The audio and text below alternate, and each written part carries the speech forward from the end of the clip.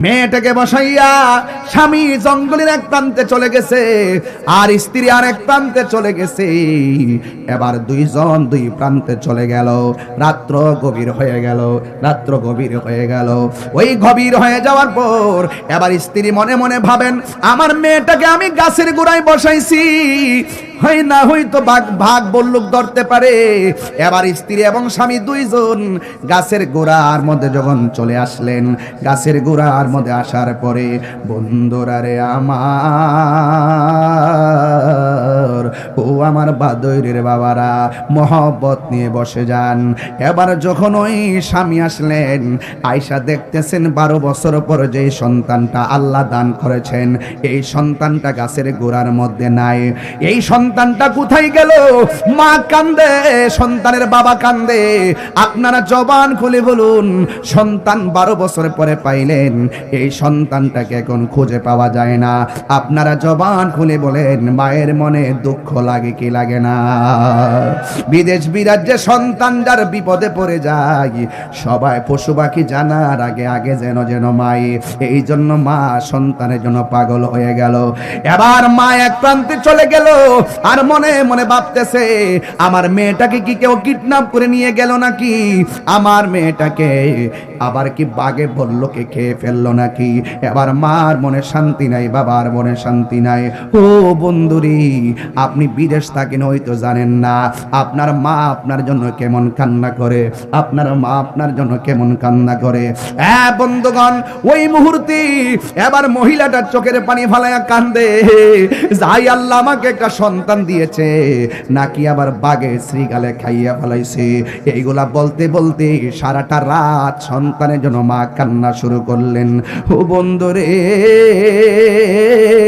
আপনারা জবান খুলে বলেন, যার কেউ নাই তার কে আসি? এত গভীর রজনীতে স্বামী একদিকে, স্ত্রী আরেক দিকে, সারাটা রাত সন্তানটাকে খুঁজে পাই নাই।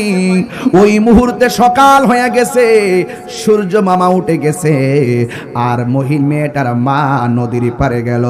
জঙ্গলের পারে একটা পাহাড়ে কোনা দিয়া সূর্যটা উঠেছে। ওই জায়গার মধ্যে যখন গেলেন, মা দুঃখিনী তাকাইয়া দেখতেছেন, এই মেয়েটাকে আগের দিন থেকে রাত্রেবেলা খুঁজে পাওয়া যায় নাই। হঠাৎ করে তাকাইয়া দেখেন, এই মেয়েটা উড়নাটা ছড়াইয়া সূর্যের দিকে তাকাইয়া রইছে। এবার মেয়ের মা পিছন দিকটা ডাক দিয়া কয়, মা গো, হারানো মাকে পাইলি মার বেদন কেমন লাগে? যেই মা হারানো সন্তান পায় সে বুঝে হারানো মেয়েকে খুঁজে পেলে তার অনুভূতি কি। এই পৃথিবীর মধ্যে সবাই দোয়া করে স্বার্থ নিয়া, আর মা দোয়া করে একমাত্র নিঃস্বার্থ ভাবে। আরে বুড়া বাপ বুড়া হইয়া গেছে, এখন দেখতেছ লড়তে পারে না, ফুট ফুট করতে করতে বাপ তার কোমরের হাড় ক্ষয় হইয়া গেছে, পিঠের মধ্যে দাঁড়ার মধ্যে ব্যথা হইয়া গেছে। কিন্তু খবরদার, এই বাপের খবর না নিয়া মাহফিলে আসলে লাভ হবে না, বাপ মার খবর না নিয়া খানায় কাবা গেলেও লাভ হবে না। কথা কোন ঠিক কিনা? এমন অনেক সন্তান আছে কুরবানি করছে, বাপের খবর লয় নাই। সঠিক নি? গত কয়েকদিন আগে নিউজ তো টপ নিউজ, কুরবানির 4 দিন আগে মেয়ের পাশের ঘরে মা মারা গেছে। ঈদ গেল, ঈদের 4 দিন পরে দুর্গন্ধ যখন ছুটছে, তখন থেকে পাশের ঘরে মা মইরা ফুচ্চা রইছে। এও আবার এক ছেলে সচিব, আর এক ছেলে ভার্সিটির অধ্যাপক, আর এক ছেলে কানাডা, আর মেয়ে হলো স্কুলের লেকচারার। এত বড় একটা স্ট্যান্ডার্ড ফ্যামিলির মা পাশের রুমে পড়ে মরে পড়ে আছে, অথচ ঈদ গেল, ঈদে খবরও নিল না। আরে নাফরমান কুলাঙ্গার, এই মারে ছাড়া তুই গোশত খাইলি কেমনে? আরে মারে তুই খবর না নিয়া ঈদগায় যাইলি কেমনে? কথা কোন ঠিক কিনা? শিক্ষা। আরে নূরজাহান, মহিলার নাম হলো নূরজাহান, আর নূরজাহানের সন্তানটারে বুকের তাজা রক্ত পানি কইরা সন্তানকে শিক্ষিত বানাইছে, কিন্তু কুলাঙ্গার সন্তানরা মানুষ হতে পারে না। এই কথা বলেন ঠিক? শুধু লেখাপড়া করলে চলবো? মাইক দিয়ে দইরা ওয়াজ করলে চলবো? বাপ্পারে কষ্ট দিয়া খানায় কাবা হজ করলে লাভ হইতো না। তাহির একটু কড়া কথা কই দিক্কা, একটু আগে মাজারের কথা কইছি কি রে, দুষ্কর সদিককে কইছি, এখন সচিবের বিরুদ্ধে অবস্থান নিলাম কেন? তুই ওই কুলাঙ্গার সন্তান মায়ের সঙ্গে নাফরমানিমূলক আচরণ করেছে দেখা আমি তার বিরোধিতা করেছি। আবার কেমন দেখেন, যখন পুলিশ তারা জেরা করতে গেছে তখন সে পুলিশের হয়রানি থেকে বাঁচার জন্য মায়ের মাতৃত্বকে অস্বীকার করছে। তাইলে এমন ঘটনা বাদৈরও আছে।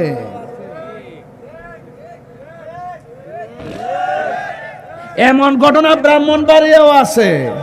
এমন ঘটনা প্রতি সমাজে সমাজে ঘটতেছে, কিন্তু আমরা বুঝতেছি না। এমন বহুত মা বাপ সন্তানের দেওয়া পাহাড় পরিমাণ কষ্ট লইয়া দুনিয়ার থেকে শ্বাসটা ফালাইয়া বিদায় হইয়া গেছে। সামাজিক ভাবে সন্তান মাটি দে ঠিকই, কিন্তু মনে মনে কই মরছে ভালোইছে। এমন কুলাঙ্গার সন্তান প্রত্যেকটা সমাজে আছে, আছে না নাই বলেন? এবার মেয়েটার মা পিছন দিক দিয়ে ডাক দিলেন। এবার মেয়েটা ওড়নাটা গায়ের মধ্যে দিয়ে মায়ের চেহারা দিকে তাকাইলেন। মেয়েটা ডাক দিয়া কয়, মা গো, তোমার চোখের মধ্যে কেন পানি দেখা যায়? এবার মেয়েটার মা ডাক দিয়া কয়, মা গো, তুমি আমার চোখের মধ্যে পানি দেখলা কেমনে? কই, এই তো দেখতেছি তোমার চোখের মধ্যে পানি দর দর করে ঝরতেছে। মেয়ের মা ডাক দিয়ে কয়, মা, তুমি না চোখে দেখো না, হঠাৎ করে তুমি আমার দিকে তাকাইয়া কিভাবে আমার চোখের পানি তুমি দেখলাম? এবার মেয়েটা ডাক দিয়ে কয়, মা গো, তুমি যদি আমার চোখের দেখার ব্যাখ্যা জানতে চাও, তাইলে যেই গাছের গোড়ার ভিতরে আমাকে বসায়া দিয়া গেছিলা, ওই গাছের গোড়ায় আমার নিয়ে যাওয়া লাগবে। এবার মেয়ের বাবা মেয়ের মা দুইজন তারে গাছের গোড়ার মধ্যে নিয়ে গেল। এবার মেয়েটার মা ডাক দিয়ে কয়, মা গো, তুমি কিভাবে চোখ ভালো হয়ে গেল? তোমার চোখের পরিবর্তনের রহস্য আমাকে বলো না। মেয়েটা ডাক দিয়া কয়, মা গো, ও আম্মা জান, আপনি যখন আমার চোখের ব্যথার জন্য অনেক ডাক্তার লাগাইলেন, অনেক কবিরাজ লাগাইলেন, কিন্তু আমার চোখের পরিবর্তন হয় না। মা, শেষ পর্যন্ত আপনি স্বপ্নে আদিষ্ট হইয়া আমার গাছের গোড়ায় নিয়ে আসলেন। যখন আপনি চলে গেলেন, ইন দি মিন টাইমে রাত্র যখন সন্ধ্যা পার হয়ে গেল, এবার ধীরে ধীরে রাত্রটা গভীর হয়ে যাইতেছে, কিন্তু আপনার আমার কাছে আসেন নাই। এ মা, হঠাৎ করে আমার কানের মধ্যে বাঘের গর্জন আসলো, বল্লুকের গর্জন আসলো, শ্রীগালের গর্জন আসলো। আপনারা জবান খুলে বলেন, যার কেউ নাই তার কে আছে? আল্লাহ রাব্বুল আলামিন বলেন, ওয়ালামু আন্নাল্লাহা মাআল মুত্তাকিন।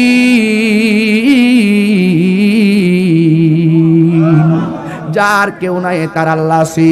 তোমার ডানে বিপদ, বামে বিপদ, সামনে বিপদ, পিছনে বিপদ, তোমার অন্তরে যদি আল্লাহর ভয় থাকে, আল্লাহর উপরে তাওয়াক্কুল থাকে, দেখবেন তোমাকে আমার আল্লাহ অন্ধকার থেকে আলোর পথে নিয়ে আসবেন। আমার আল্লাহ রাব্বুল আলামিন বলেন, আল্লাহু ওয়ালিয়ুল্লাযিনা আমানু ইউখরিজুহুম মিনাজ যুলুমাতি ইলান নূর।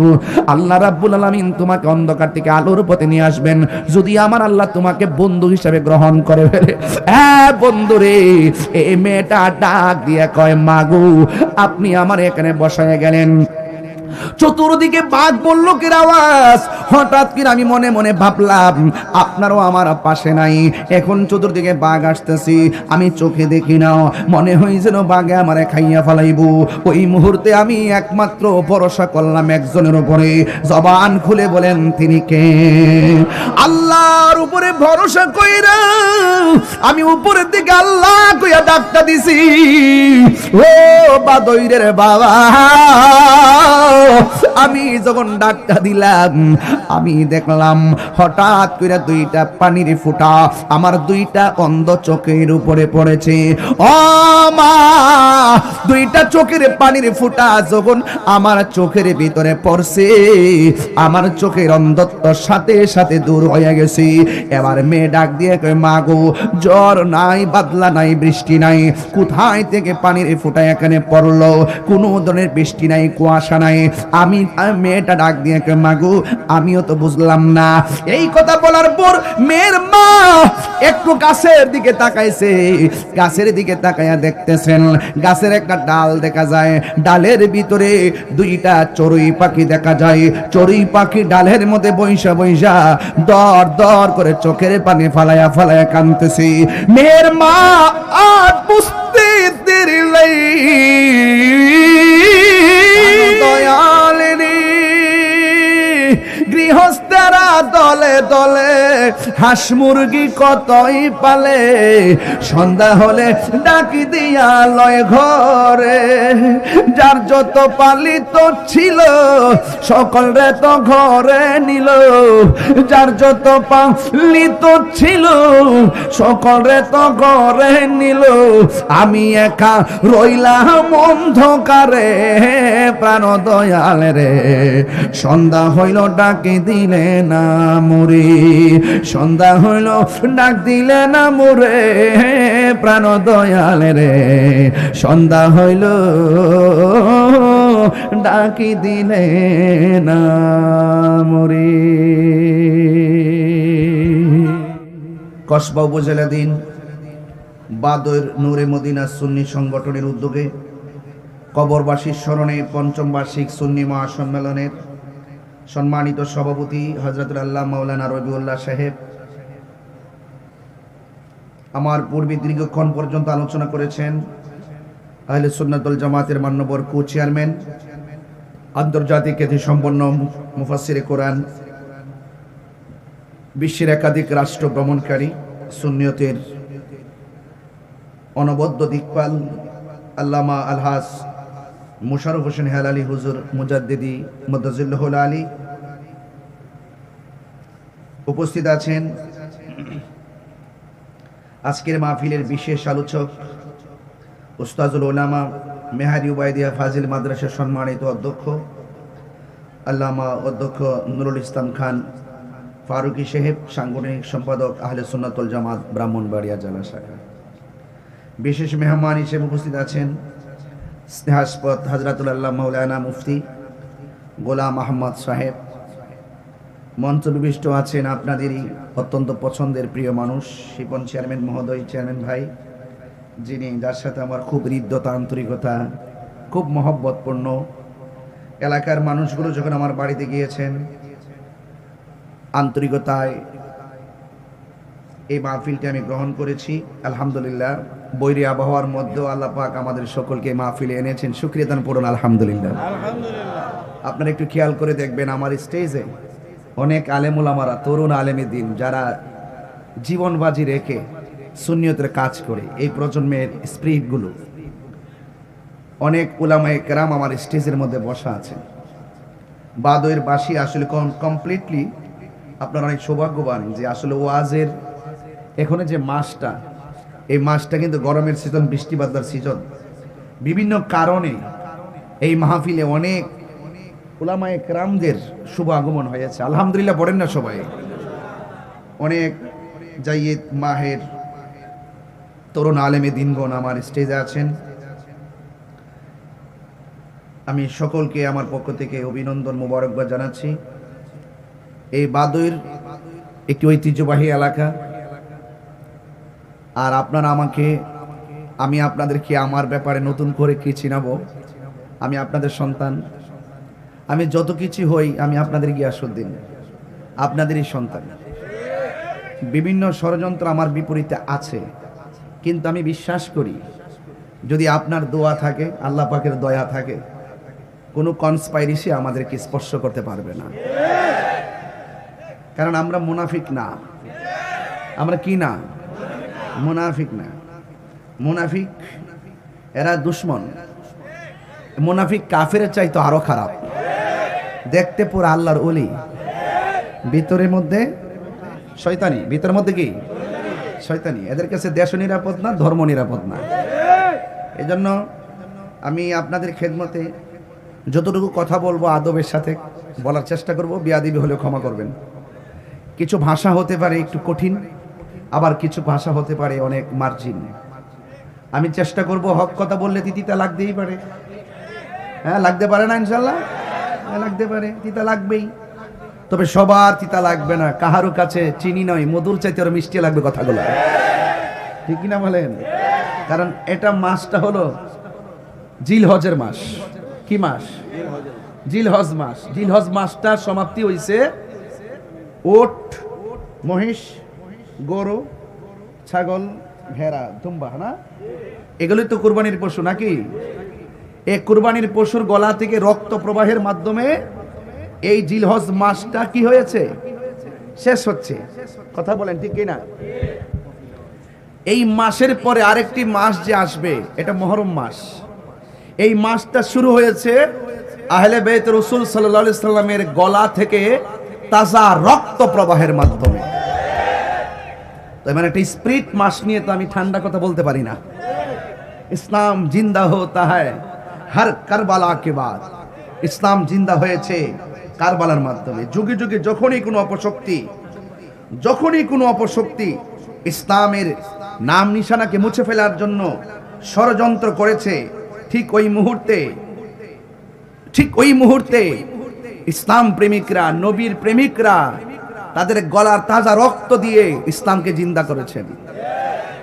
তো আমি যদি ওই সাহাবায়ে কেরামের আদর্শ হৃদয়ে ধারণ করি, আহলে বাইত রাসূল সাল্লাল্লাহু আলাইহি সাল্লামের আদর্শ হৃদয়ে ধারণ করি, তাহলে আমিও যদি ঘরের কোনায় বসে থেকে হবে না, আমাদেরকেও প্রয়োজনে রক্ত দিতে হবে, ঠিক কিনা বলেন? এখানে এই মাসটা সামনে একটি মাস, এটা মুহররমের মাস। কি মাস? আমাদের মা বোনরা আজকে আসছে কিনা আমি জানি না, অনেক মা বোনরা মাহফিলে আসতে পারেন, প্রজেক্টরের মাধ্যমে ওয়াজ শুনতে পারেন। আপনাদেরকে একটু উদ্বুদ্ধ করছি মুহররম নিয়ে। আমাদের সামনে আশুরা আছে না নাই? রোজা আছে না নাই? হয়তো রোজা রাখবেন 9-10 তারিখ, আর না হয় 10-11 তারিখ। কয় দিন? 2 দিন। কয় দিন? 2 দিন। একটা হাদিস বলবো আপনাদের জ্ঞাতার্থে বলছি, যেহেতু সামনে আশুরা, মুহররমের মাস। রাসূল করিম সাল্লাল্লাহু আলাইহি সাল্লাম বলেছেন, আফদালুস সিয়ামি বাদা রমাদান শাহরুল্লাহিল মুহাররম। বলা হয়েছে যে আল্লাহ পাক রব্বুল আলামিন আমাদের জন্য যে রোজা দিয়েছেন, রমজান মাসে রোজা আছে না নাই? রমজানুল মুবারকের রোজার পরে সর্বোত্তম রোজা হলো আশুরা রোজা। বলেন কিসের রোজা? তাহলে এখন প্রস্তুতি নেবেন আপনারা। এরপরে বলা হয়েছে ওয়া আফদালুস সালাতি বাদাল ফরিদাতি সালাতুল লাইল। আমাদের সমাজে আল্লাহ প্রদত্ত আমাদেরকে 5 ওয়াক্ত নামাজ দিছে কি দেয় নাই? 5 ওয়াক্ত নামাজের পরে সর্বোত্তম নামাজ হলো তাহাজ্জুদের নামাজ। জোরে বলেন সুবহানাল্লাহ। বলেন কোন নামাজ? তাহাজ্জুদের নামাজ। এজন্য আপনাদের সকলকে অনুরোধ করে বলবো, আপনারা এখনই প্রস্তুতি গ্রহণ করেন। নামাজের কথা কেন বলছি? ইবাদতের কথা কেন বলছি? এই জন্য বলেছি, আজকে বাদরের মাঠ, আপনারা অসংখ্য মানুষ এসেছেন। অনেক মানুষ মনে মনে ভেবেছেন তাহিরি হুজুর তো অনেক ঝামেলা হয়, আবার আসে কি না, একটা দুদুল্যমান অবস্থা। আমাকে অনেকে ফোন দিয়েছেন, সবার ফোন তো আর ধরা সম্ভব না। অনেকে জানতেও চেয়েছেন আমি আসবো কিনা। আমি আপনাদের মাঝে এসেছি, তবে অনুরোধ করে বলবো, এই যে মাঠ, এখানে যে সবাই এসেছেন, কেউ হয়তো আমার কথা ধারণ করবেন, কেউ হয়তো আমার কথাকে কোট করবেন, কেউ হয়তো মনে মনে ভাববেন যত ভালো কথাই বলুক আমরা তাহির হুজুরকে পছন্দ করি না, এই জন্য আমরা ভালো কথা মানবো না। এরকম লোক সমাজে আছে কিনা বলেন? আরে ভাই, আপনার মন মানসিকতা এত নিচু হলো কেন? আরে একটা রিকশাওয়ালাও যদি হক কথা বলে তার কথা মানতে আমরা বাধ্য। কথা বলেন ঠিক না বেঠে? একটা রাস্তার ছেলেও যদি হক কথা বলে, সত্য কথা বলে, এই কথা মেনে নেওয়ার নামই হলো মুসলমানিত্ব। কথা বলেন ঠিক না বেঠে? আমাদের সমাজের মানুষ দূরত্ব তৈরি করতে পছন্দ করে বেশি। আমরা ম্যানেজ করে কাজ করি। আমরা বড় আশাবাদী, আমরা এখনো আশাবাদী যে এই দেশ যদি শান্তির নিকেতন বানাতে হয়, দেশের প্রত্যেকটা মানুষের হৃদয়কে যদি আলোকিত করতে হয়, 100% কারবালার চেতনা লাগবে। হাত তুলে বলুন ঠিক না, ঠিক কি না বলেন? কারবালার চেতনা যার হৃদয়ে থাকবে সে কোনোদিন মুনাফিক হতে পারে না।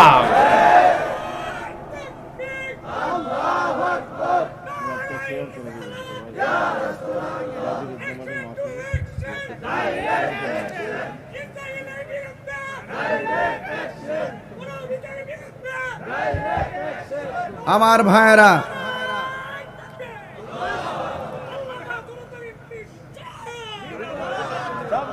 মারহাবা বলেন। আমার জনতার এমপি, তাহলে বোঝা গেল তাহির হুজুর জনগণের হৃদয়ে আছে। আচ্ছা ঠিক আছে। সংসদের ভিতরে যারা কথা বলেন তো তারা কথা বলছেনই, তবে আমরা থাকলে আর একটু ভালো করে সত্য কথা বলতে পারতাম। কিছু মুখোশধারী লোকও সেখানে আছে। আমার ভাইয়েরা, আমরা কি ইয়াজিদি না হুসাইনি? এই আওয়াজগুলো বড় করে বলবেন, খুব প্রাসঙ্গিক আওয়াজ। বলে আমরা কি ইয়াজিদি না হুসাইনি? হুসাইনিরা কি সত্য বলতে ভয় পায়? ইমামে আলী মুকাম ইমাম হুসাইন রাদিয়াল্লাহু তাআলা আনহু গায়ের ভিতরে অসংখ্য আঘাত নিয়েও তিনি নামাজ পড়েছেন। কেন পড়েছেন? একটা মাত্র কারণে পড়েছেন। ওই ময়দানে মুনাফিকরা নামাজ পড়েছে, ইমামে আলী মুকামও নামাজ পড়েছে। তিনি বুঝিয়ে দিয়ে গিয়েছেন তাদের নামাজ আমার নামাজ এক নামাজ না। ঠিক না বেটি? এই জন্য আপনারা সতর্ক থাকবেন। মুহররমের মাস আসতেছে। এই মুহররমের মাস আমাদের প্রেমিকদের জন্য একটি চেতনার মাস। কথা কি সঠিক? কথা কি সঠিক? কেমন চেতনা? এই চেতনার তাৎপর্য কি? তাৎপর্য হলো যা আল হাক্কু ওয়া যাহাকাল বাতিল ইন্নাল বাতিলা কানা সাহুকা। এটা হলো অন্যায়ের কাছে কখনো মাথা নত করা যাবে। সত্য চিরদিনই সত্য, আর অসত্য চিরদিনই অসত্য। কথা বলেন ঠিক কিনা? এই জন্য নবী পাকের আওলাদ, পাকে পাঞ্জাতন, আজকে তো আমাদের সমাজে অনেকে আহলে বায়তের কথাও বলে মুখে, আবার তলে তলে ডলার খায়া কালার পাল্টা। আছে কি না বলেন? আছে না? আছে। ডলার খায়া কালার পাল্টায়। হ্যাঁ, এরা মুখে মাওলা আলী রাদিয়াল্লাহু তাআলার নাম বলে, আর তলে তলে সাহাবায়ে কেরামের বিরুদ্ধে কথা বলে। ঠিক না? এজন্য এদেরকে চিনতে হবে।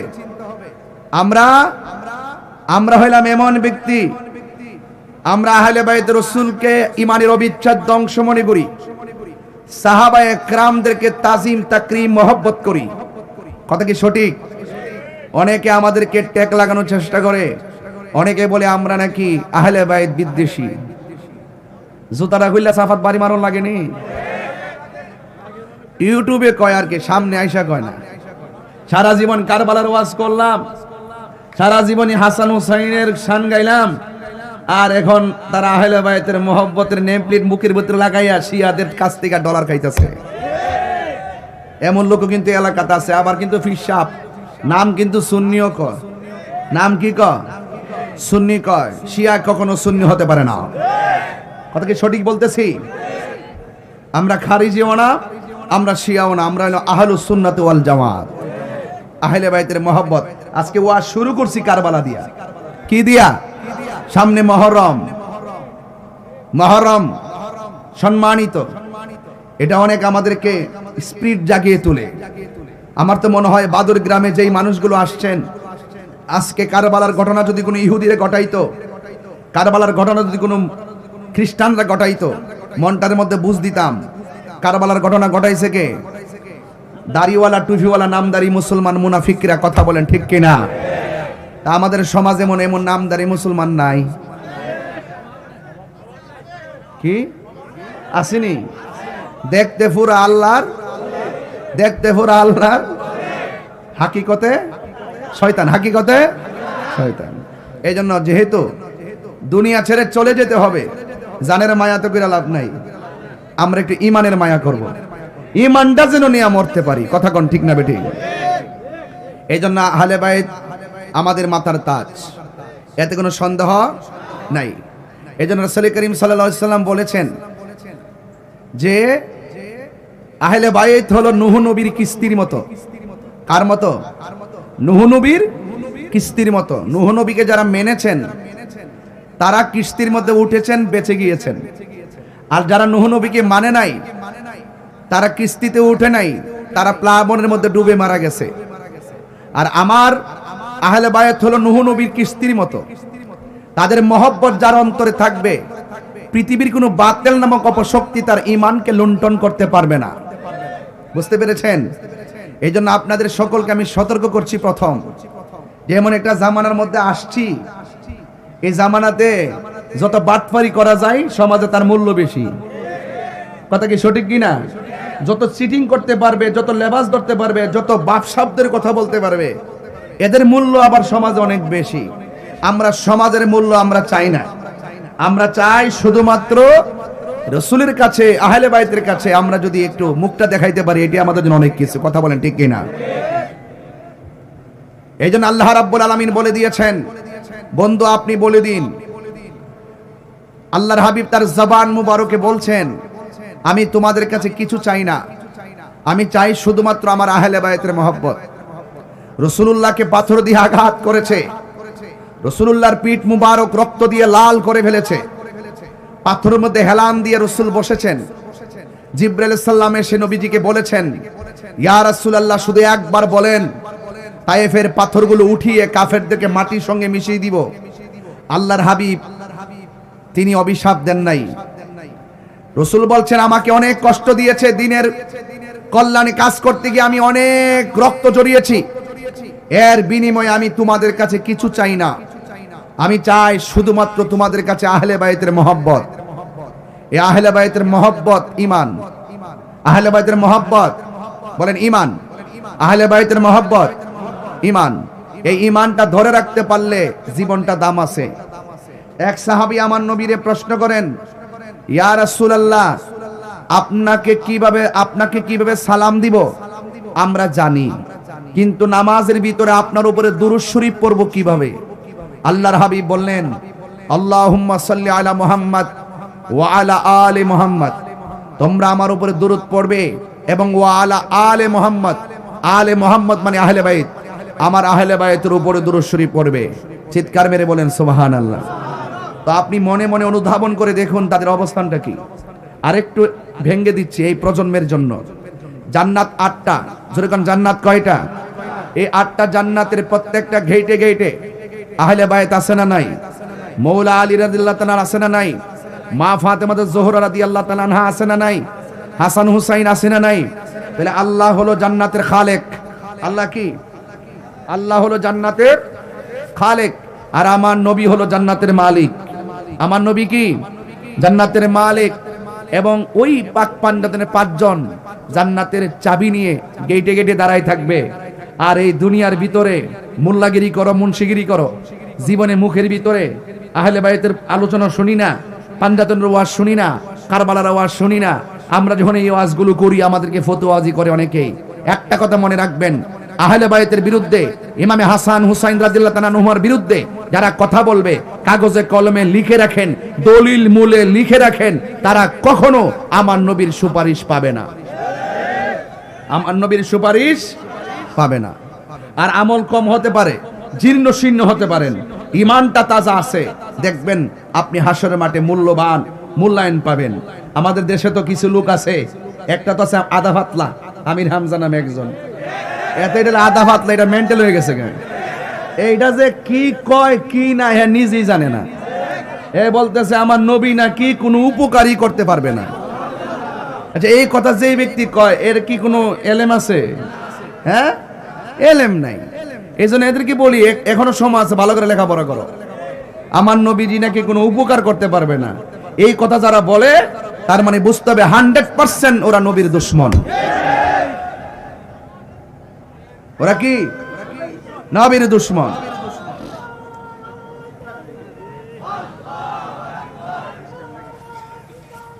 আরে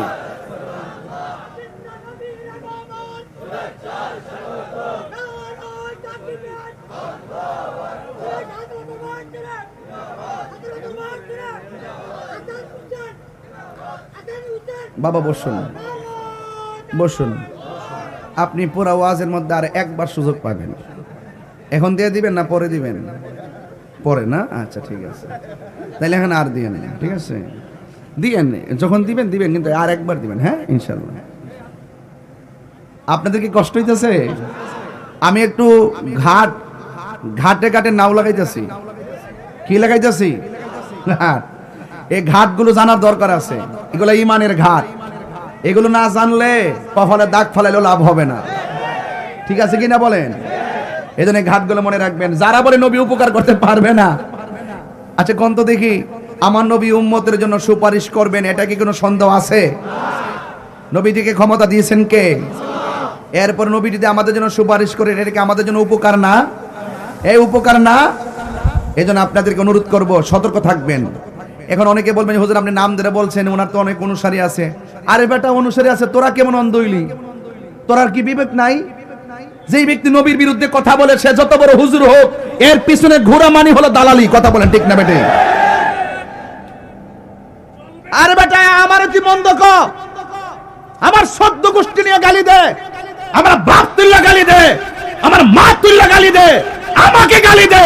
যেই ব্যক্তি আমার রাসূলুল্লাহর শান মান সাত সিফাত নিয়ে অস্বীকার করে কথা বলবে, রাসূলুল্লাহর সম্মান নিয়ে কটূক্তি করে কথা বলবে, সে যত বড় আলেম হোক, তাকে আমরা আলেম মনে করি না।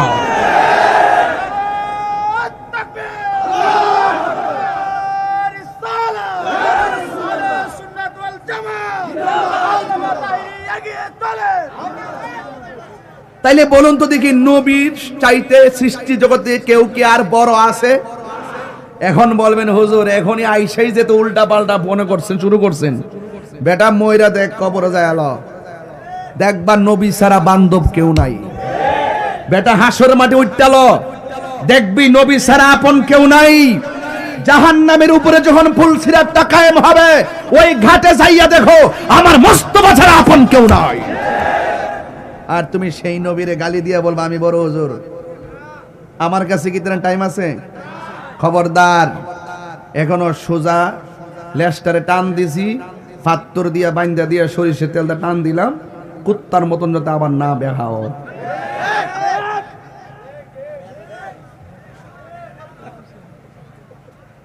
এখন বলুন আমরা কি ইয়াজিদি না হুসাইনি?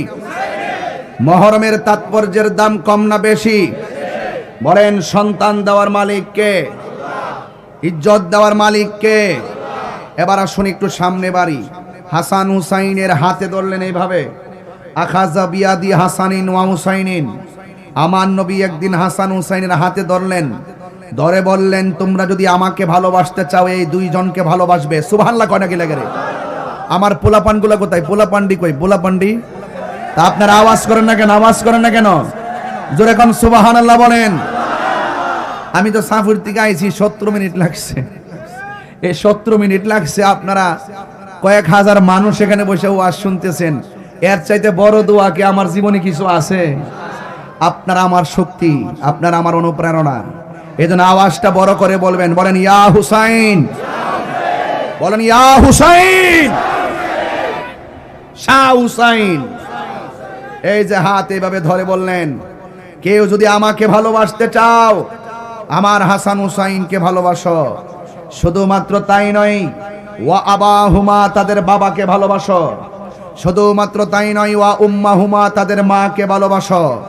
তোমরা যদি এই চারজনকে ভালোবাসো, আমি নবী বলে দিলাম তোমরা জান্নাতে আমি নবীর পাশাপাশি থাকবে। যাদেরকে ভালোবাসলে নবীর পাশে থাকা যায়, এদেরকে ভালো না বেশি কি পারা যায়?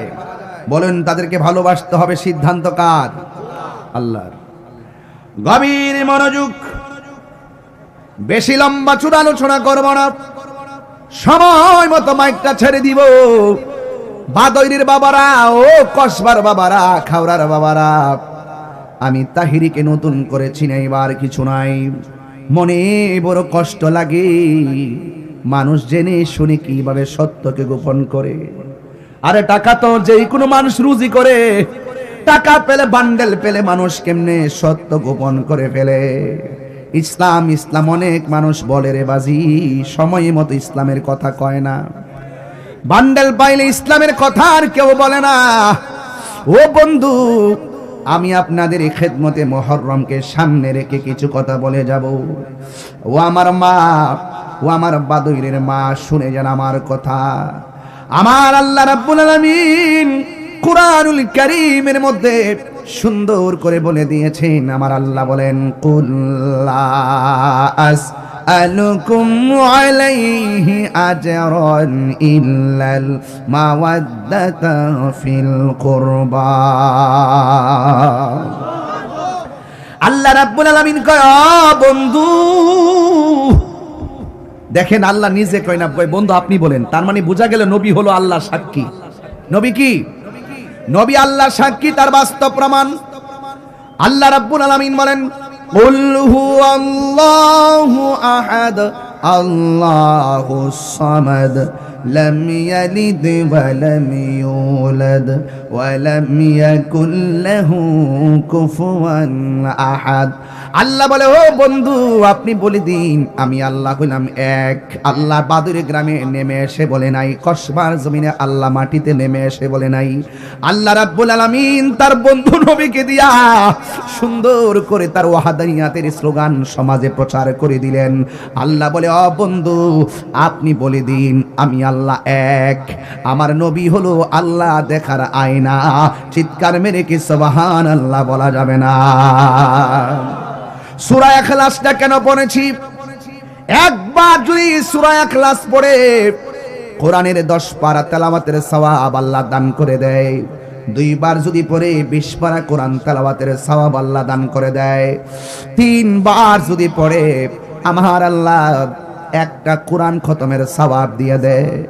আল্লাহর হাবিব বলেন, উম্মত তোমরা যদি কেউ সূরা ইখলাসটা ধারণ করে মহব্বত করো, তোমাদের গুনাহ শুধু মাফ করবে না, আমার আল্লাহ তেলাওয়াতকারীর বাবা মার গুনাহ মাফ করে দিবে। আমার পাশে মাদ্রাসা আছে, ওরা শুনতেছে আমার ওয়াজ। ভালো করে শুনেন কি বলি। আমার ভুল হলে আমার দইরেন, কানে দইরা সংশোধন হয়ে যাব। হাই রে, সূরা ইখলাস তো দামি। আমার নবী আপনার নবী বলেন, যারা সূরা ইখলাসটা অন্তরে মনে প্রাণে ধারণ করবে, একদিন তো আমিও মরে যাব, শিপন ভাইও দুনিয়া ছেড়ে চলে যাবে, কেউ দুনিয়াতে থাকবে না রে, কেউ থাকবে না। কিসের তো ধাক্কা ধাক্কি, কিসের তো ঠেলা ঢিলি? আরে আমিও তর্ক করছি, তুমিও তর্ক করছো। তর্ক করতে করতে মানুষ একদিন দুনিয়া ছেড়ে চলে যাচ্ছে। যদি পারেন সংশোধন হয়ে যান, যদি পারেন একসঙ্গে বসে সংশোধন হয়ে যান। অনুরোধ। আল্লাহর হাবিব সাল্লাল্লাহু তাআলা আলাইহি ওয়াসাল্লাম বলেন, উম্মত কেউ যদি মহব্বতের সাথে সূরা ইখলাস তেলাওয়াত করে, আর একদিন যদি মানুষটা মারা যায়, মারা গেলে বাদুরের কত মানুষ তাহিরির জানাজায় গিয়ে শরীক হবে। শিপন ভাইয়ের জানাজায় তাহিরির মতো কত মানুষ আসবে। অধ্যক্ষ নুরুল ইসলাম খান শাহিন সাহেবের জানাজায় কত মানুষ আসবে। আল্লাহর হাবিব বলে, মানুষ মারা গেলে মানুষ জানাজায় যায়, কিন্তু যারা সূরা ইখলাসটারে মহব্বত করে তেলাওয়াত করবে, তার জানাজায় মানুষ তো আসবেই আসবে, কিন্তু তার জানাজার ভিতরে সূরা ইখলাসকে মহব্বত করার কারণে আমার আল্লাহ আসমান থেকে জিব্রাইল আর মিকাইলকে তার জানাজার মধ্যে পাঠাইয়া দিবি। এই সূরাটা কি খুব বড় সূরা বলছি ভাই? আমি কি খুব বড় সূরা বলছি? একটু পড়েন না আমার সাথে দরদ লাগাইয়া। কুল হুয়াল্লাহু আহাদ আল্লাহুস সামাদ লাম ইয়ালিদ ওয়া লাম ইউলাদ ওয়া লাম ইয়াকুল লাহু কুফুয়ান আহাদ। আমার বাদইরের বন্ধুরা, সাম্বারি নিম্বারি রাইতলা কাইতলা ও মন্দারপুরের বাবা, যত জায়গা থেকে এসেছেন সাম্বারির বাবা শুনে যান। আমার নবী আপনার নবী বলেন, কেউ যদি ফজরের নামাজের পর 10 বার সূরা ইখলাস পড়ে, কেউ যদি মাগরিবের নামাজের পর 10 বার সূরা ইখলাসটা পড়ে, আর ওই লোকটা একদিন যদি মারা যায়, আমার আল্লাহ তারে হাসরের ময়দান যেদিন কায়েম হয়ে যাবে, জাহান্নামের গেট, জাহান্নামের উপরে যেই দিন পুলসিরাতটা কায়েম হবে রে, ওই পুলসিরাতটা পাড়ি দিয়া জান্নাতে ঢুকাইয়া মাগরিবের নামাজের পরে 10-12 যারা সূরা ইখলাস পড়ে, ফজরের নামাজের পরে যারা 10-12 সূরা ইখলাস পড়ে, আমার আল্লাহ ওই ইখলাস তেলাওয়াতকারীর জন্য জান্নাতে বালাখানা বানায়া দিবে। এই জন্য আমার যুবক ভাইরা আল্লাহ কয়, ও বন্ধু আপনি বলে দিন আমার আল্লাহর হাবিব বলে, উম্মত রে আমি তোমাদের কাছে কিছুই চাই না, আমি চাই শুধুমাত্র আমার আহলে বাইতের মহব্বত। মহব্বতটা কেমন করা লাগে আমার কাছ থেকে শুনে যান। এ আমার মা, মাগো মা, অনুরোধ করে বলে দিয়ে যায়, আজকের মাহফিলটা জেনতেন মাহফিল মনে করবেন না। শাহাদাতে কারবালার মাসটাকে সামনে রেখা মুহররমের তাৎপর্য নিয়ে আলোচনা শুরু হয়ে গেল। এই পৃথিবীর ইতিহাসে এমন একটা নারী, ওই নারীটা আমার আল্লাহকে বড় মহব্বত করত, আমার নবীজিকে বড় মহব্বত করত। ও যুবকের দল, এই মহব্বতের মূল্য আল্লাহর কাছে অনেক বেশি। আমার নবী, আপনার নবী রাহমাতুল লিল আলামিন বলেছেন, দায়ুস কোনোদিন জান্নাতে যাবে না। এই জন্য মা দায়ুস হওয়া যাবে না। সুকেজের ভিতরে শাড়ি কাপড় রাখতে রাখতে রাখতে রাখতে 2টা-3টা শাড়ি কাপড় দিয়া তোমার সুকেশটারে ভরপুর করে ফেলেছো, একটা বার ভাবলা না এই রঙিন শাড়ি তোমার চিরদিনের ড্রেস হবে না, চিরদিনের ড্রেসের রংটা হবে সাদা। এটার নাম হলো কাফনের কাপড়। ওই দিন হিসাব মিলাইয়া দেখলাম আতর, লোবান আর গোলাপ জল আর কাফনের কাপড় সব মিলাইয়া 1100 টাকা, 1200 টাকা, 1400 টাকা লাগে। শেষ সরঞ্জাম তোমার জন্য 1400 টাকা লাগলো। এই জন্য দুনিয়া দুনিয়া কইরো না গো মা, এই কথাগুলো মহব্বতে শুনে যান। একটা মহিলা যার ঘরের ভিতরে কোনো সন্তান নাই, পুরুষটা এই 2টা স্বামী স্ত্রী মহব্বতের সংসার চলতেছে, আপনারা আওয়াজ করে বলুন সন্তান দেওয়ার মালিক কে? এই আওয়াজে মানি না, জবান খুলে বলুন সন্তান দেওয়ার মালিক কে? হাই রে, এই এমন কিছু সংসার আছে সন্তান হয় না দেখা পাশের ঘরের মানুষ ধিক্কার দেয়, এর লাগি তোর ঘরে সন্তান হয় না। যেই মহিলাটারে ধিক্কার দেয়, মহিলাটার কলজা ফাইটটা যায়। আল্লাহ মুখটা দেখাইতাম পারি না, আতর হোক, লুলা হোক, বুবা হোক, একটা সন্তান দিয়া মুখের মধ্যে হাসি ফুটাইয়া দাও, আমি সেটা মেনে নিব। আপনারা আওয়াজ করে বলুন সন্তান দেওয়ার মালিককে। জুইনা লিন্নাসি হুব্বুশ শাহাওয়াত, জুইনা লিন্নাসি হুব্বু মিন, কি আয়াতটা কি জানেন? আল্লাহ রাব্বুল আলামিন নারীদেরকে অনেক সুন্দর করে বানাইছে।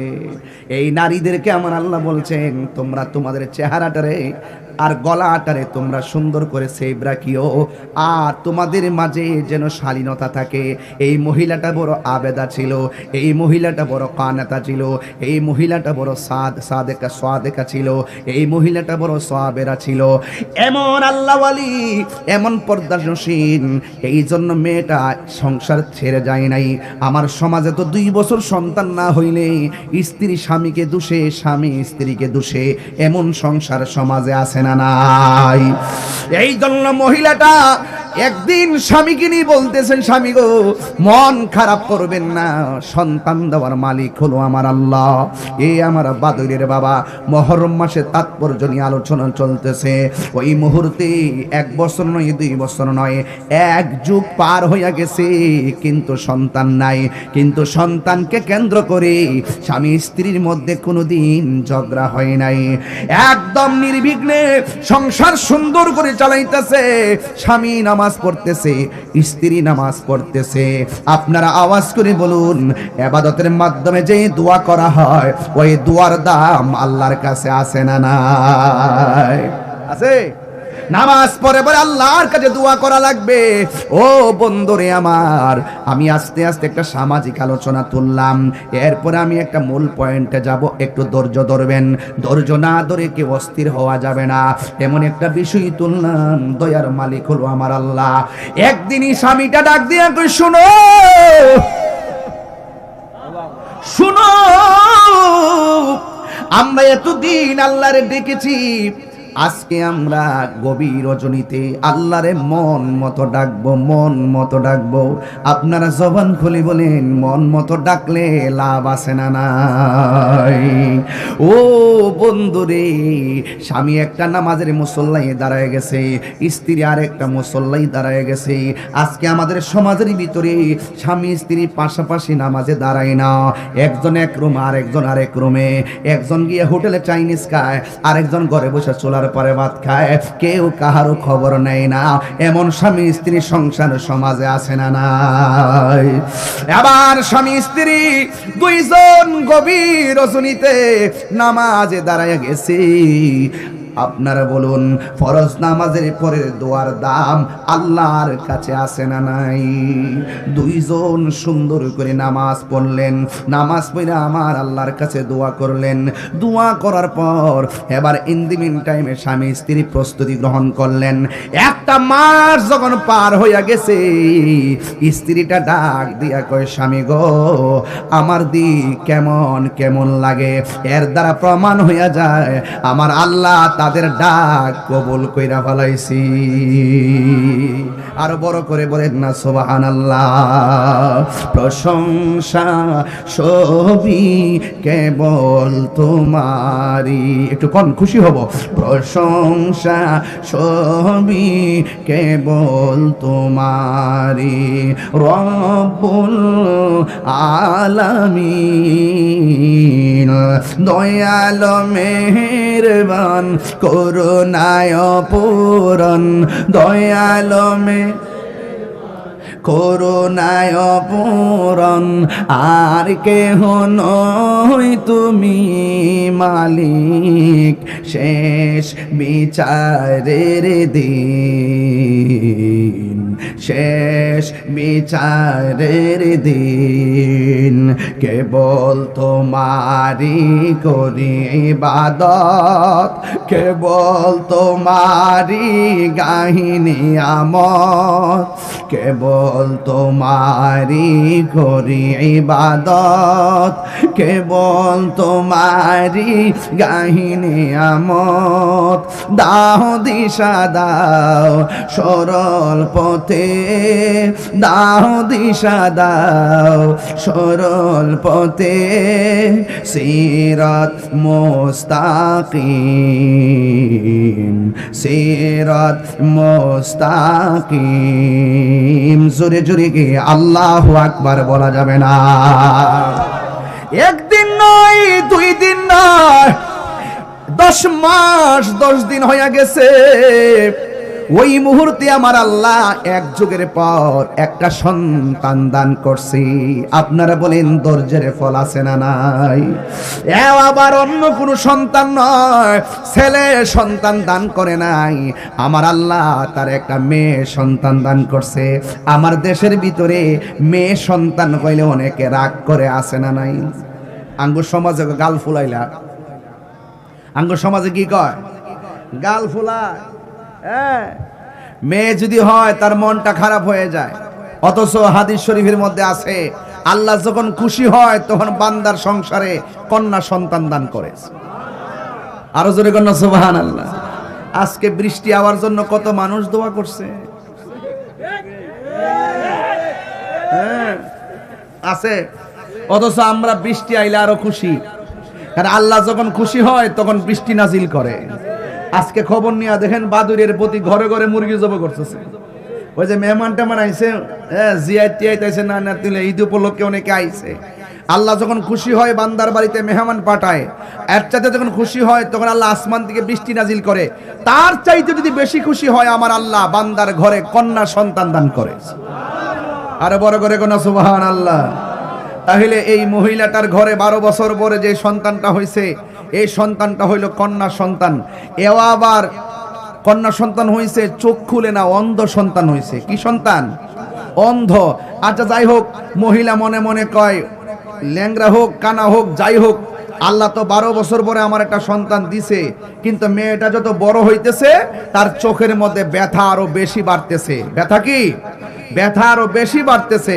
এখন অনেক কবিরাজ লাগায়, কিন্তু তার চোখ ভালো হয় না। আপনারা বলুন তো দেখি, সন্তান যদি মায়ের সামনে ব্যথায় যন্ত্রণায় কান্না করে, এই পৃথিবীর কোনো মা বাবা কি এটা বরদাস্ত করতে পারে? যে কোনো কিছু হোক, মার ব্যথা মা সহ্য করতে পারে। সন্তানের পায়ে একটু নখের মধ্যে কুড়ি হইছে, রাত্রেবেলা ব্যথা করতেছে, দেখবেন মা ঘুমায় না সন্তানের কারণে। সন্তানের পেটে ব্যথা হয়েছে, মা ঘুমায় না। সন্তানের চোখের ভিতরে ব্যথা, মা ঘুমায় না। অনেক ওষুধ সেবন করাইছে, অনেক কবিরাজের কাছে গেল, কিন্তু চোখ ভালো হয় না। ইন দি মিন টাইমে এবার স্বামী ডাক দিয়ে কই, শোনো না, 12 বছর পরে আল্লাহ পাক আমাদেরকে সন্তান দিয়েছেন, যেই প্রক্রিয়ায় আল্লাহকে ডেকেছি, এবার চলো আমার মেয়ের জন্য আল্লাহর কাছে একটু ফরিয়াদ করি, দেখি আল্লাহ নি কোনো মেয়ে আমার কোনো ফয়সালা করেন। এবার রাতের বেলা স্বামী স্ত্রী দুইজন আল্লাহর কাছে দুই হাত বাড়াইয়া রাতের বেলা ঘুমাইয়ে গেছে। ঘুমের ঘরে স্বপ্নে দেখতেছে, এ আল্লাহর বান্দা বান্দি, তোমার মেয়ের চোখ যদি ভালো করতে চাও, তোমার বাড়ির পাশে যে জঙ্গল আছে, জঙ্গলের মধ্যে যে বড় গাছটি আছে, গাছের গোড়ায় নিয়ে যাও, গিয়ে দেখবা তোমার মেয়ের চোখের ডাক্তার সেখানে আছে। এবার স্ত্রী স্বামীকে ডাক দিয়া কয়, স্বামী আমি তো গত রাত্রে এই স্বপ্ন দেখেছি, আপনি কি বলেন? কয় না, ঠিক আছে, উসিলা করতে অসুবিধা নাই। আমরা উসিলা মানি কি মানি না? জোরে কেন, আমরা উসিলা মানি কি মানি না? আঙ্গ দেশে অনেক আছে উসিলা মানে না। আমরা কেন আল্লাহর ওলির দরবারে যাই, এই জন্য অনেকে আমাদেরকে মাজার পূজারি বলে গালি দেয়। কথা কোন ঠিক আছে নি? অনেকে আমাদেরকে গালি দেয়, আমরা মাজারে গিয়া কি করি? আমরা নাকি মাজারে গিয়া পূজা করি। আচ্ছা বলুন তো দেখি, মাজার কি জিয়ারতের জায়গা না পূজার জায়গা? জিয়ারত করা কি হারাম না সুন্নত? আরে বড় করে এখন না, হারাম না সুন্নত? এই সুন্নত পদ্ধতিকে যারা পূজার সঙ্গে তুলনা করে, তাদের ঈমান কি আছে না গেছে? এই জন্য বলবো, লাগাতার বলবেন না। অনেকে বলে আমরা গিয়ে মাজারে সেজদা করি। আপনারা কি দেখেছেন আমরা কখনো মাজারে সেজদা করেছি? আপনারা কি দেখাইতে পারবেন যে সুন্নিরা কোন মাজারে গিয়ে সেজদা করেছে? কোন জায়গায় কোন মাজারের ভিতরে কে বা কারা হঠাৎ করে আপ্পা দিয়ে হইরে গেছে গা, হে কি লেগে পড়ছে পাগল, হে গেছি গাছ না কি লেগে পড়ছে, হ্যাঁ হ্যাঁ ব্যাখ্যার কাছ থেকে নৌ না কি লেগে যায় পড়ছে। আমরা কোন সময় মাজারে গিয়ে সেজদা করি না। আমরা লাগাতার বলে কিছু হইলো আমরা মাজার পূজারি, আমরা মাজার পূজারি, এইভাবে এমন ভাবে ট্যাগ দেওয়া শুরু করে।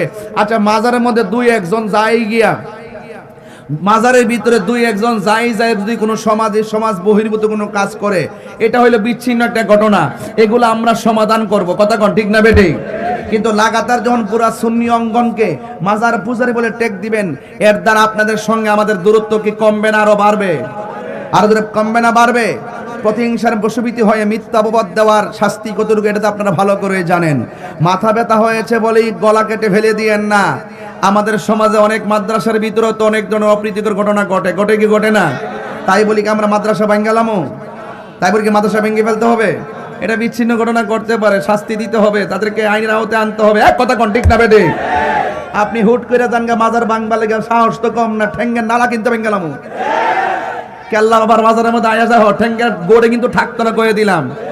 এগুলো করতে করতে করতে খাইতে খেতে ফেট আয়, আর কইতে কইতে মুখ খায়, তাহারি কিন্তু এই দেশে বাইজ্ঞা যাওয়াই না ফিরান না, একটা কথা কয়া দিলাম, সাবধান কয়া দিলাম। হ্যাঁ, কোন ধরনের কোনো মাজারে যদি কোনো অসামাজিক কাজ হয়, আমরা সেটা অসামাজিক কাজ প্রতিরোধ করবো। কোনো মাজারে যদি শরীয়ত বহির্ভূত কাজ হয়, তোমরা আমরা সবাই মিললে সেটা প্রতিহত করব। কিন্তু ধারাভাবে আল্লাহর ওলির মাজারকে ভাঙার জন্য নীল নকশা করে আঁকবে, তাদের ঠ্যাং ভেঙে বুড়িগঙ্গায় ভাসায় দিবে ইনশাআল্লাহ।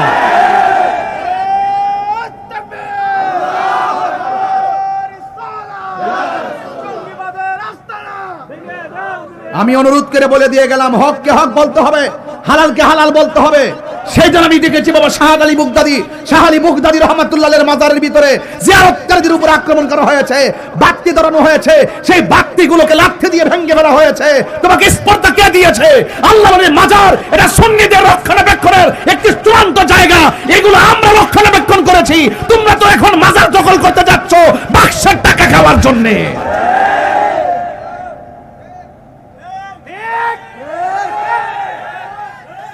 আমি সবাইকে বলছি না, যারা যায় তাদেরকে বলছি। আবার শাহপরার মাজার যখন ভাঙতে গেছে, তখন আমি বুঝতে পারছি ওরা ইবনু আব্দুল ওহাব নজদির প্রেতাত্মা। এই দেশে ইসলাম আনছে কারা? আরে কথা কোন ইসলাম আনছে কারা? তো ওলি আল্লাহদের মাজার ভাঙলে কি আর কিছু থাকে? সাহসটা কত? এই কনসেপ্ট মাথায় ঢুকছে কিভাবে? ওই ঢুকছে ইবনে আব্দুল ওয়াহাব নজদীর প্রেতাত্মার লাইন হয়ে এইদিকে ঢুকছে। আমি সাবধান বলে দিলাম, সতর্ক করছি আপনাদেরকে, এই দেশে ওলি আল্লাহর বিরুদ্ধে অবস্থান নিবেন, খুদাই গজব মাথার উপর আইসা পড়বো, পলাইবার জায়গা পাইতেন না।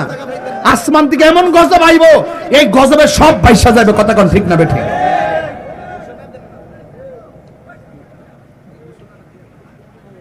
অনুরোধ করব, এই দেশে ইসলাম আনছেন আল্লাহর ওলিগণ। এই যে আহলে বাইতের ওয়াজ করতেছি, এগুলো আমরা শুনতাম না, জানতাম না। এগুলো ওলি আল্লাহর আমাদের কাছে সিলেবাস তুলে দিয়েছেন। কথা বলেন ঠিক না বেঠি?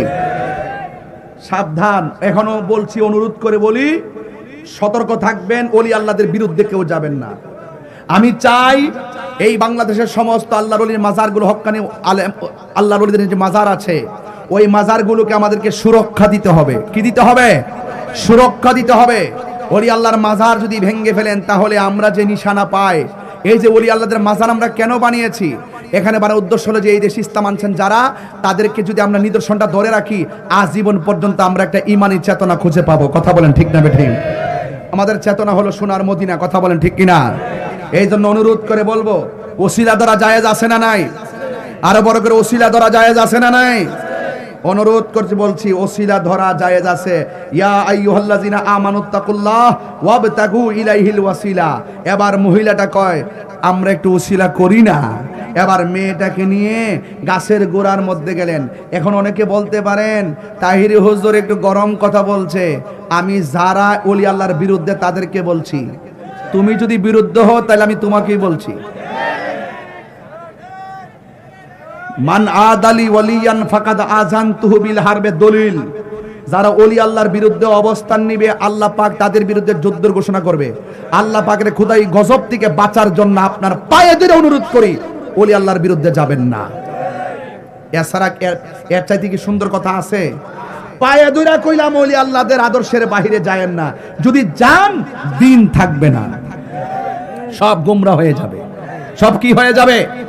গুমরা হয়ে যাবে। এই জন্য এখনো সময় আছে, চালাও সে পথে যে পথে তোমার প্রিয়জন গিয়েছেন চলি। এই প্রিয়জন হলো আল্লাহর ওলিগণ। কথা বলেন ঠিক কিনা? এই মহিলাটা স্বামীকে নিয়ে চলে গেল গাছের গোড়ায়। গাছের গোড়ায় গেল, ওসিলা তালাশ করবেন। এবার ওই মহিলাজন গাছের গোড়ার মধ্যে চলে গেলেন। এবার গাছের গোড়ার মধ্যে মেয়েটাকে বসাইলেন। মেয়েটাকে বসাইয়া স্বামী জঙ্গলের এক প্রান্তে চলে গেছে, আর স্ত্রী আর এক প্রান্তে চলে গেছে। এবার দুইজন দুই প্রান্তে চলে গেল। রাত্র গভীর হয়ে গেল। রাত্র গভীর হয়ে গেল। ওই গভীর হয়ে যাওয়ার পর এবার স্ত্রী মনে মনে ভাবেন, আমার মেয়েটাকে আমি গাছের গোড়ায় বসাইছি, হয় না হয়তো ভাগ বল্লুক ধরতে পারে। এবার স্ত্রী এবং স্বামী দুইজন গাছের গোড়ার মধ্যে যখন চলে আসলেন, গাছের গোড়ার মধ্যে আসার পরে, বন্ধুরা রে আমার, ও আমার বাদইরের বাবারা, মহব্বত নিয়ে বসে যান। এবার যখন ওই স্বামী আসলেন, আয়েশা দেখতেছেন 12 বছর পর যে সন্তানটা আল্লাহ দান করেছেন, এই সন্তানটা গাছের গোড়ার মধ্যে নাই। এই সন্তানটা কোথায় গেল? মা কান্দে, সন্তানের বাবা কান্দে।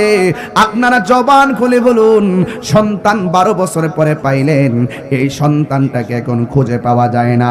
আপনারা জবান খুলে বলেন, মায়ের মনে দুঃখ লাগে কি লাগে না? বিদেশ বিরাজ্যে সন্তান যার বিপদে পড়ে যায়, সবাই পশু পাখি জানার আগে আগে যেন মাই। এই জন্য মা সন্তানের জন্য পাগল হয়ে গেল। এবার মা এক প্রান্তে চলে গেল, আর মনে মনে ভাবতেছে, আমার মেয়েটাকে কি কেউ কিডন্যাপ করে নিয়ে গেল নাকি? আমার মেয়েটাকে আবার কি বাঘে বললোকে খেয়ে ফেললো নাকি? এবার মার মনে শান্তি নাই, বাবার মনে শান্তি নাই। ও বন্ধুরি, আপনি বিদেশ থাকেন হয়তো জানেন না, আপনার মা আপনার জন্য কেমন কান্না করে, আপনার মা আপনার জন্য কেমন কান্না করে। হ্যাঁ বন্ধুগণ, ওই মুহূর্তে এবার মহিলাটার চোখের পানি ফালাইয়া কান্দে, যাই আল্লাহ আমাকে একটা সন্তান দিয়েছে, নাকি আবার বাঘে শ্রীগালে খাইয়া ফেলাইছে। এইগুলা বলতে বলতে সারাটা রাত সন্তানের জন্য মা কান্না শুরু করলেন। ও বন্ধুরে, আপনারা জবান খুলে বলেন, যার কেউ নাই তার কে আসি। এত গভীর রজনীতে স্বামী একদিকে স্ত্রী আরেক দিকে, সারাটা রাত সন্তানটাকে খুঁজে পাই নাই। ওই মুহূর্তে সকাল হয়ে গেছে, সূর্য মামা উঠে গেছে, আর মহিন মেয়েটার মা নদীর পারে গেল। জঙ্গলের পারে একটা পাহাড়ে কোনা দিয়া সূর্যটা উঠেছে। ওই জায়গার মধ্যে যখন গেলেন, মা দুঃখিনী তাকাইয়া দেখতেছেন এই মেয়েটাকে আগের দিন থেকে রাত্রেবেলা খুঁজে পাওয়া যায় নাই। হঠাৎ করে তাকাইয়া দেখেন এই মেয়েটা উড়নাটা ছড়াইয়া সূর্যের দিকে তাকাইয়া রইছে। এবার মেয়ের মা পিছন দিকটা ডাক দিয়া কয়, মা গো, হারানো মাকে পাইলি মার বেদন কেমন লাগে? যেই মা হারানো সন্তান পায় সে বুঝে হারানো মেয়েকে খুঁজে পেলে তার অনুভূতি কি। এই পৃথিবীর মধ্যে সবাই দোয়া করে স্বার্থ নিয়া, আর মা দোয়া করে একমাত্র নিঃস্বার্থ ভাবে। আরে বুড়া বাপ বুড়া হইয়া গেছে, এখন দেখতেছ লড়তে পারে না, ফুট ফুট করতে করতে বাপ তার কোমরের হাড় ক্ষয় হইয়া গেছে, পিঠের মধ্যে দাঁড়ার মধ্যে ব্যথা হইয়া গেছে। কিন্তু খবরদার, এই বাপের খবর না নিয়া মাহফিলে আসলে লাভ হবে না।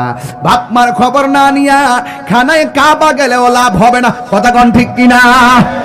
এমন অনেক সন্তান আছে কুরবানি করছে, বাপের খবর লয় নাই। সঠিক নি? গত কয়েকদিন আগে নিউজ তো টপ নিউজ, কুরবানির 4 দিন আগে মেয়ের পাশের ঘরে মা মারা গেছে। ঈদ গেল, ঈদের 4 দিন পরে দুর্গন্ধ যখন ছুটছে, তখন থেকে পাশের ঘরে মা মইরা ফুচ্চা রইছে। এও আবার এক ছেলে সচিব, আর এক ছেলে ভার্সিটির অধ্যাপক, আর এক ছেলে কানাডা, আর মেয়ে হলো স্কুলের লেকচারার। এত বড় একটা স্ট্যান্ডার্ড ফ্যামিলির মা পাশের রুমে পড়ে মরে পড়ে আছে, অথচ ঈদ গেল, ঈদে খবরও নিল না। আরে নাফরমান কুলাঙ্গার, এই মারে ছাড়া তুই গোশত খাইলি কেমনে? আরে মারে তুই খবর না নিয়া ঈদে যাইলি কেমনে? কথা কোন ঠিক কিনা? শিক্ষা। আরে নূরজাহান, মহিলার নাম হলো নূরজাহান, আর নূরজাহানের সন্তানটারে বুকের তাজা রক্ত পানি কইরা সন্তানকে শিক্ষিত বানাইছে, কিন্তু কুলাঙ্গার সন্তানরা মানুষ হতে পারে নাই। কথা বলেন ঠিক? শুধু লেখাপড়া করলে চলবো, মাইক দিয়ে দইরা ওয়াজ করলে চলবো? বাপ্পারে কষ্ট দিয়া খানায় কাবা হজ করলে লাভ হইতো না। তাহির একটু কড়া কথা কই দিক্কা, একটু আগে মাজারের কথা কইছি কি রে, দুষ্কর্ষ দিককে কইছি, এখন সচিবের বিরুদ্ধে অবস্থান নিলাম কেন? তুই ওই কুলাঙ্গার সন্তান মায়ের সঙ্গে নাফরমানিমূলক আচরণ করেছে দেখা আমি তার বিরোধিতা করেছি। আবার কেমন দেখেন, যখন পুলিশ তারা জেরা করতে গেছে, তখন সে পুলিশের হয়রানি থেকে বাঁচার জন্য মায়ের মাতৃত্বকে অস্বীকার করছে। তাইলে এমন ঘটনা বাদৈরও আছে।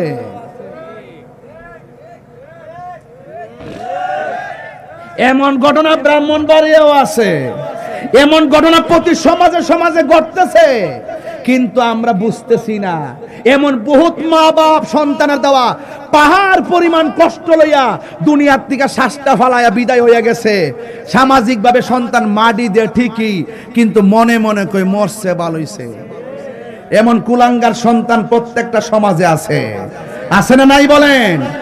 এই জন্য অনুরোধ করব, বাপ তারা ধমক মাইরা তাহিরের সামনে ওয়াজ শুনবেন, আর মনে করছেন যে করে নাম করে লাইছেন, মা বাপরে কষ্ট দিয়া মক্কা মদিনায় গিয়ে হজ করছেন, আর মনে করছেন আল্লাহর নামাই লইছেন। সাবধান কইয়া দিলাম, মা বাপরে কষ্ট দিয়া খানায় কাবায় গেল লাভ হবে না। যেই ফিসাব কইব মা বাপ লাগতো না, আমি তো তোর সব, এটা ফিসাব না, এটা সকাল বেলার বাই ফেসাব।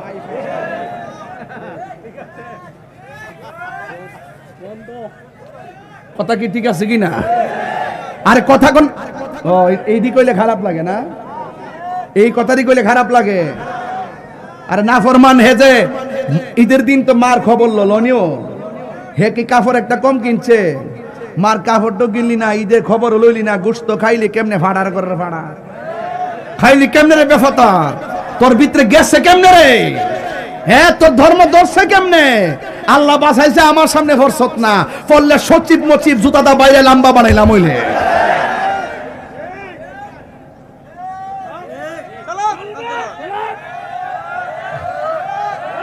কথা কি সঠিক? কথা কি সঠিক? আপনি খবর নিয়ে দেখবেন, মা এত কষ্ট করে সন্তানকে এত লেভেলের বিসিএস ক্যাডার বানাইছে, সচিব বানাইছে। অধিকাংশ মা বৃদ্ধাশ্রমে বাস করে। আর বিদেশ যে নে মারে, আপনারা তো মনে করুন আরে বাপরে বিদেশ লয়ে গেছে গা মা বাপরে, বাচ্চা রাখবার লাগে নে, বাচ্চা রাখবার লাগে, কাপড়টি দয়া রাখবার লাগে, সবাই না, যারা নে আর কি হারারে কইছি।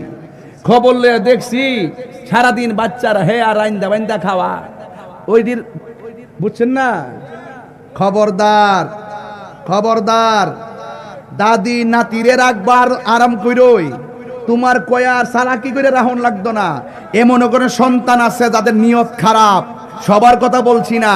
অনেক মা বিদেশে যাওয়ার পরে অসংখ্য কষ্টে দিন কাটাইতেছে, তাদের দুঃখ বলার জায়গা পায় না। আঙ্গদেশের কিছু পোলাপান আছে ইদানিং মানে নেশা টেশা করে, এরা নেশার টাকা না পাইলে বাপ মারে কষ্ট দেয়, বাপ মারে টেহা দিবার লাগে সাপ দে, গান জুটারি এবারে তুই শুদ্ধ। আরে এর অবস্থা তো হস না, আল্লাহ জানে, আল্লাহ জানে। ফোরটা চেক দে। এখন বহুত মানুষ আছে ফোহড়ো ফোহড়ো বাবা লয়া ঘুরে। আজকে দেখছে এটা গাঞ্জুটারে দইরে এমন গলো দুলাই দিছে, আমাকে বালা পেরা দে, থুতালা ফাতারা দে, এবারে মা ডাকবো। কথা কন, কথা কাক, কথা কন, ঠিক না বেটে? এখন আওয়াজ করে কেড়ে ফোলা পান্ডিকো, নেশা কি চলব? তোরই কস না, তোরই আবার খাস। সাবধান কইয়া দিলাম আল্লাহর ওয়াস্তে, হাক পান্ডাতের দোয়াই দিয়া কইলাম আল্লাহর ওয়াস্তে, যে নেশা করে হের ব্যক্তি জীবন শেষ, যে নেশা করে হের পারিবারিক জীবন শেষ, যে নেশা করে হের ইমান শেষ, যে নেশা করে লাস্টে কুত্তার মতন মরে। এখন বলো নেশা কি চলবে না বন্ধ হবে? আরো বড় করে এখন চলবে না বন্ধ হবে? নেশা কি চলবে না বন্ধ হবে? আল্লাহর ওয়াস্তে আমরা নেশা খাবো, নেশা করব এবং নেশাকুরের সাথে দুস্তি পাতবো। মনে রাখবেন সঙ্গগুণে লোহাও কিন্তু জলে বাসে। একটা বন্ধু যদি মনের মতো বাছাই করতে না পারেন, এই বন্ধু আপনারে গাঙ্গ বাসাই দিব। কথা বলেন ঠিক না বেটি? হ্যাঁ, দেখছেন না ইদানিং এখন কিন্তু বন্ধু খুঁজে পাওয়া যায় না। যারাই সম্পর্ক করে সব লাভে আর লুবে। কথা কন ঠিক না বেটি? প্রকৃত বন্ধু এমন বানাইবেন, এক দুইজন বানাইবেন, রাতে 3টার পরে ফোন দিলে যাতে কয় দোস্ত কই আছো, দোস্ত ঘুমাই রইছে, দোস্ত আমার মা তো অসুস্থ, আর এই কথা শুন না তোমার বন্ধু অ্যাম্বুলেন্স দিয়ে বাড়িতে হাজির হইব, এমন দোস্ত বানাই তুইব। কথা কন ঠিক না বেটি? রাজি আসেনি সবাই? কারা কারা রাজি দুই হাত তুলে দেখেন ইনশাআল্লাহ। নারায়ে তাকবীর, নারায়ে রিসালাত, আহলুস সুন্নাত ওয়াল জামাত, আহলুস সুন্নাত ওয়াল জামাত। আমরা সবাই নবীর পক্ষে আছি না নাই? অপন্দরে কষ্ট হইতেছে। এবার মেয়েটাকে মা খুঁজে পাইলেন জঙ্গলের পাশে। সকালবেলা সূর্য উঠে গেছে গো। সূর্য উঠে যাওয়ার পর এবার মেয়েটার মা পিছন দিক দিয়ে ডাক দিলেন। এবার মেয়েটা ওড়নাটা গায়ের মধ্যে দিয়া মায়ের চেহারা দিকে তাকাইলেন। মেয়েটা ডাক দিয়া কয়, মা গো তোমার চোখের মধ্যে কেন পানি দেখা যায়? এবার মেয়েটার মা ডাক দিয়া কয়, মা গো তুমি আমার চোখের মধ্যে পানি দেখলা কেমনে? কই এই তো দেখতেছি তোমার চোখের মধ্যে পানি দর দর করে ঝরতেছে। মেয়ের মা ডাক দিয়ে কয়, মা তুমি না চোখে দেখো না, হঠাৎ করে তুমি আমার দিকে তাকাইয়া কিভাবে আমার চোখের পানি তুমি দেখলাম? এবার মেয়েটা ডাক দিয়ে কয়, মা গো তুমি যদি আমার চোখের দেখার ব্যাখ্যা জানতে চাও, তাইলে যেই গাছের গোড়ার ভিতরে আমাকে বসায়া দিয়া গেছিলা, ওই গাছের গোড়ায় আমার নিয়ে যাওয়া লাগবে। এবার মেয়ের বাবা মেয়ের মা দুইজন তারে গাছের গোড়ার মধ্যে নিয়ে গেল। এবার মেয়েটার মা ডাক দিয়ে কয়, মা গো তুমি কিভাবে চোখ ভালো হয়ে গেল? তোমার চোখের পরিবর্তনের রহস্য আমাকে বলো না। মেয়েটা ডাক দিয়া কয়, মা গো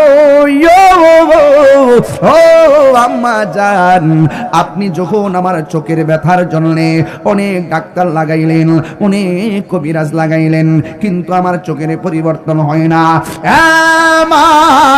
শেষ পর্যন্ত আপনি স্বপ্নে আদিষ্ট হইয়া আমার গাছের গোড়ায় নিয়ে আসলেন। আসলেন, যখন আপনি চলে গেলেন, ইন দি মিন টাইমে রাত্র যখন সন্ধ্যা পার হয়ে গেল, এবার ধীরে ধীরে রাত্রটা গভীর হয়ে যাইতেছে, কিন্তু আপনার আমার কাছে আসেন নাই। এ মা, হঠাৎ করে আমার কানের মধ্যে বাঘের গর্জন আসলো, বল্লুকের গর্জন আসলো, শ্রীগালের গর্জন আসলো। আপনারা জবান খুলে বলেন, যার কেউ নাই তার কে আছে? আল্লাহ রাব্বুল আলামিন বলেন, ওয়ালামু আন্নাল্লাহা মাআল মুত্তাকিন।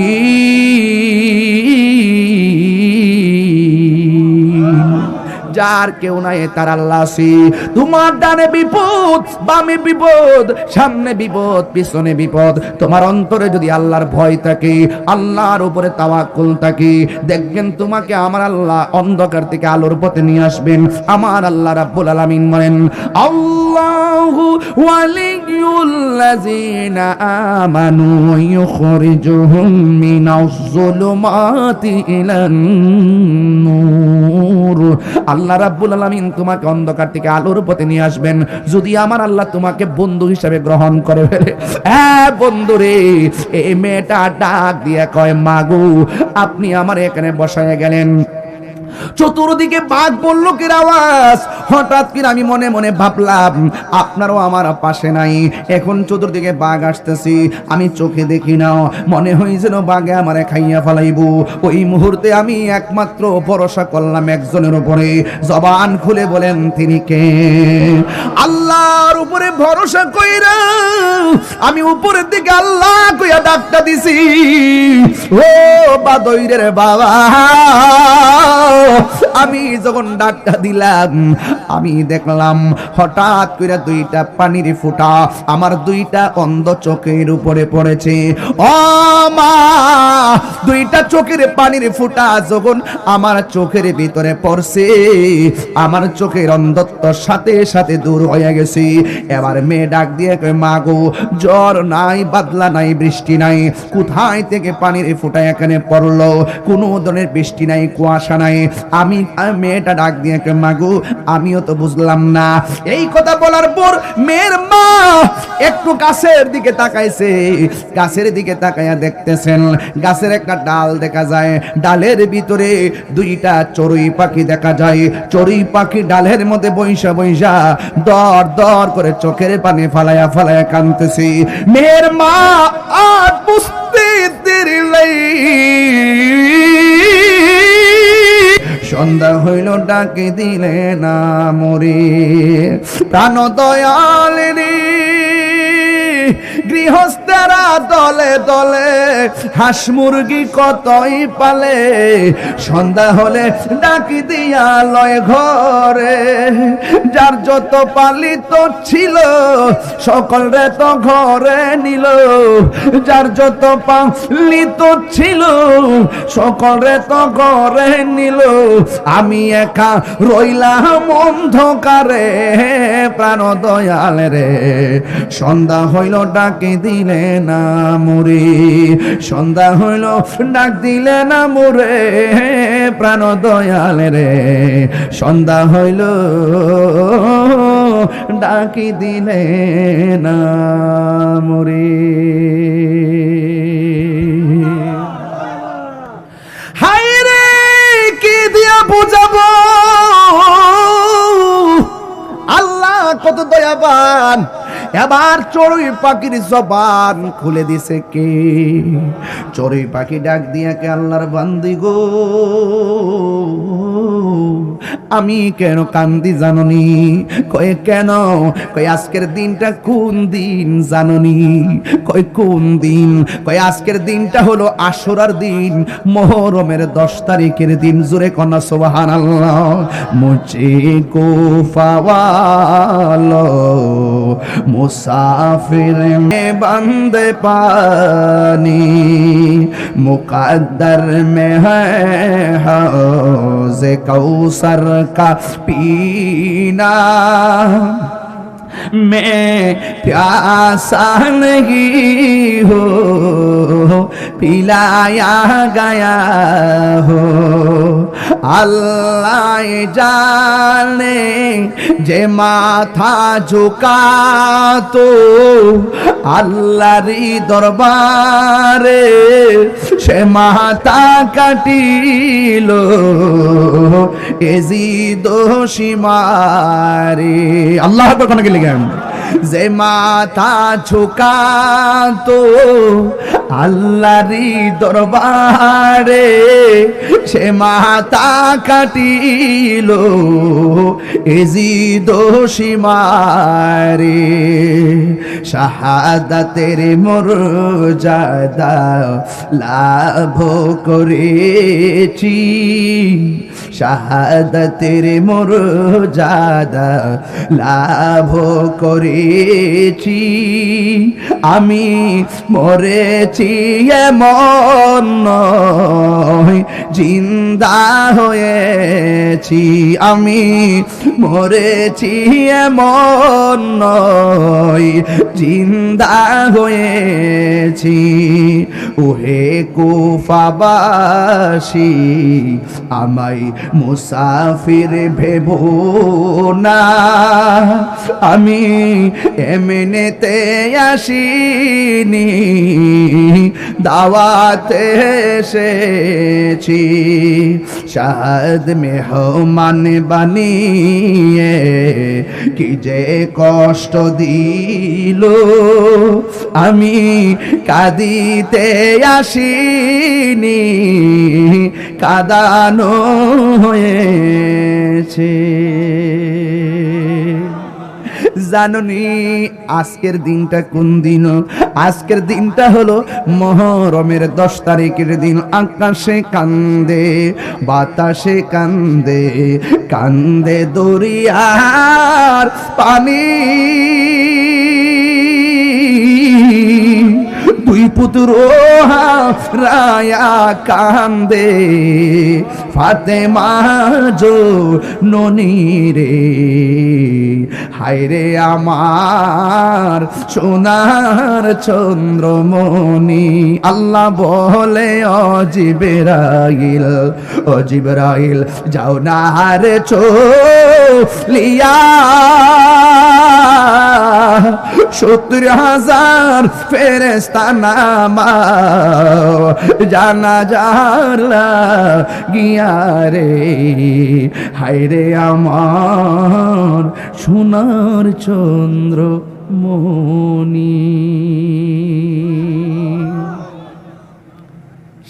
সোহাদে কারবালা আসতেছে না কথা কর না কেন দুইটা রোজার কথা কইছি না কথা কর না কেন দুইটা রোজার কথা কইছি এই দুইটা রোজা যদি রাখেন পুরা 1 বছরের গুনার কাফফারা আদায় হয়ে যাবে বুঝতে পারছেন গুনাহের কাফফারা হয়ে যাবে এই জন্য আপনারা এই মুহররমের 10 তারিখ 11 তারিখ অথবা 9 তারিখ 10 তারিখ রোজা রাখবেন এবং কারবালার মাস আসতেছে তাদের বেদনায় ভিদুর হবেন এবং যেই চেতনায় ইমাম হুসাইন রাদিয়াল্লাহু তাআলা শহীদ হয়েছেন ওই চেতনাকে হৃদয়ে ধারণ করবেন দেখবেন চড়ুই পাখি হুসাইনের আহলে বাইতের প্রেমে কান্নার কারণে চোখের পানি পড়ে যদি অন্ধচক্ষু ভালো হতে পারে আমি ফেদ করি বিশ্বাস করি আমরা যদি হাই হুসাইন এবং আহলে বাইতের মহব্বতে অস্ত্রসিক্ত নয়নে আমাদের প্রেমকে নিবেদন করতে পারি তাহলে এই চোখের পানি জাহান্নামের আগুনকে নিভাইয়ে দিবে কথা বলেন ঠিক না বেঠিক এটা কি মনে থাকবে সবার কি মনে থাকবে ইনশাআল্লাহ বলেন ইনশাআল্লাহ আল্লাহ আপনাদের সকলকে পবিত্র